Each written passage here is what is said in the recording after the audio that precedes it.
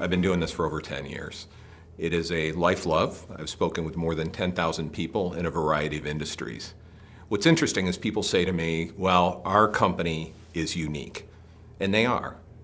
And they're all the same. The issues are the same across companies. We're all dealing with the same types of challenges. The universal challenge is how do we have conversations?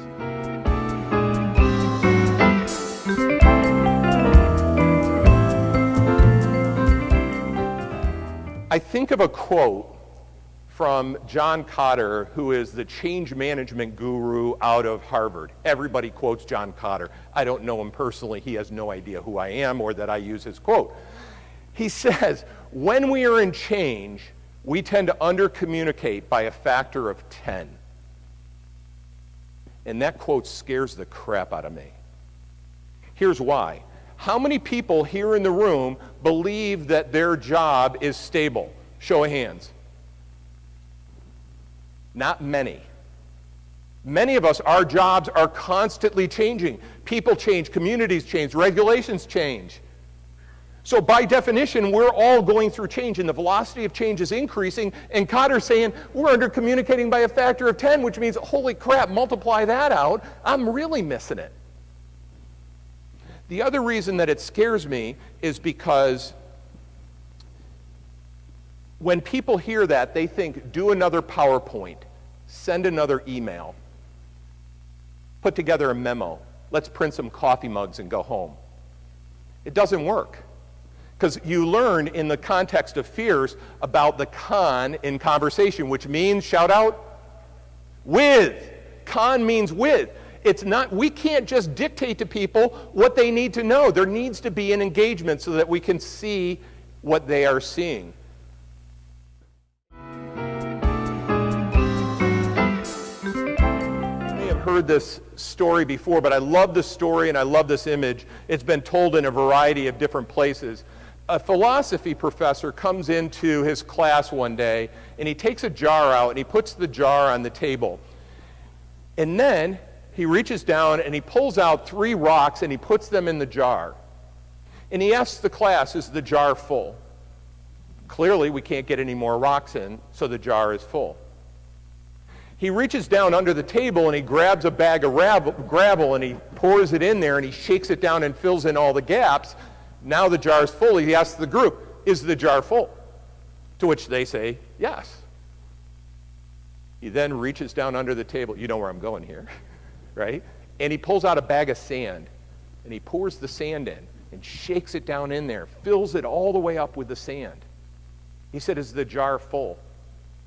And the group said, some of them said yes, and some said, okay, I'm getting this. There's a trick in here.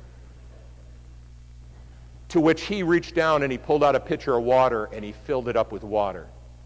The story that he was sharing was a life story. The story was about focusing on the big rocks. That if we started out filling our jar with sand, we wouldn't get very far, would we?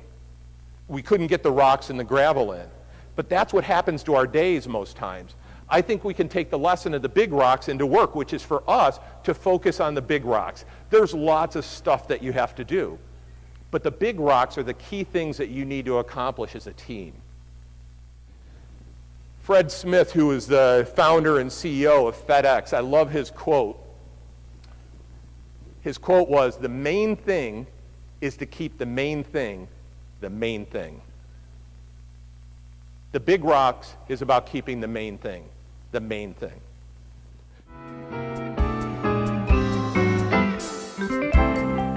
Go together.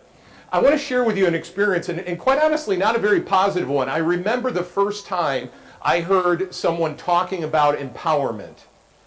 And I was working in an organization. There were 5 of us running the business. It was a few thousand people. And the president of the company came out and said, we're going to empower our people. And my reaction wasn't necessarily the most positive one. I thought to myself, here we go again. Another campaign, another slogan, another program. You know what? I actually got a little bit nervous because I thought to myself, oh, this is just putting the risk on us, because now people could say, well, you didn't accomplish it, you were empowered, therefore it's our fault and our problem. I'm not saying this is a good thing. I look back on that with great humility because I realized that I missed some opportunities here. Last thing, I had a leader one time say to me, "You need to be effective and efficient." I'm like, what's that mean? So again, me sitting back thinking about, what does that mean? Effective means doing the right thing. That's the big rocks. But just doing the big rocks isn't necessarily enough. Efficient is finding ways to do it in the best possible way.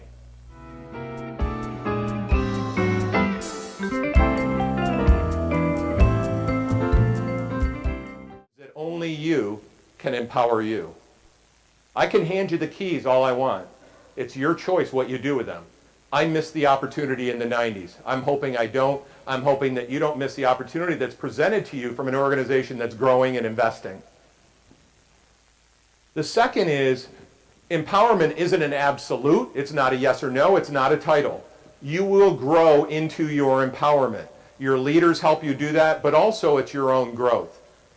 Find ways to grow. My daughter, who started her career a few years ago, was saying that she really feels disempowered when it comes to budgets for her events that she has to run. Her boss isn't helping her. It's not his job. Maybe it'd be great if he did, but I said, what can you do to go learn to get better at that so you feel more in power and more in control?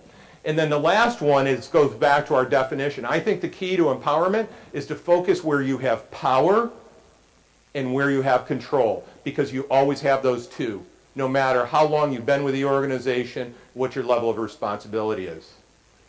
Thank you. I want it to be fun and engaging. To me, it's not about me imparting knowledge on them, but helping them to extract knowledge from themselves. There's a lot of wisdom in the room. So my style is very interactive. I like to get people talking. I ask lots of questions. Of course, I'll add my own perspective, and I also expect that I'm going to learn from them as well. I'm going to a new property just right now, and mine is picture what I want the results to be and to communicate with the team.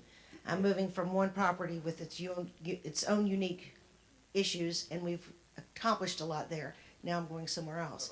So I remember at the time when we talked about empowerment, I actually went to the dictionary and I opened it up to look at what is the definition of empowerment. This is the Merriam-Webster definition. It says to give authority, legal power to enable, to promote self-actualization. I remember looking at, it wasn't this exact one, but I remember looking at it going, what's that mean? That's not very helpful to me. And it's interesting because I thought there's a paradox in what we mean by empowerment. See, if we say that we are empowering you, we're actually saying that you're not empowered yourself. You have to wait for me to empower you in order for you to be empowered. Which one comes first? So what I did, and this is over the last many years, is I thought about empowerment in a different way, and I want to give you a different definition. This is my definition of empowerment. First of all, if you look at the word empowerment, power is in the word, right? And don't we all want to be in power in our day-to-day jobs? M, literally, if you go back to the derivation of the word, M is in. So basically, empowerment means to be in power. What does it mean in business? This is my definition. Empowerment in business for us is to a focus where we have power and control so that we can accomplish great things. I think if we do this well, that it actually starts to transform our choices. I love this.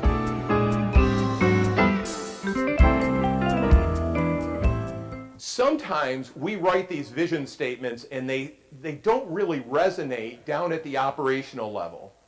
And I think we can describe our own vision, but I think it's better when we think about vision, because vision is all about what we see, is can we paint a picture of where we're going?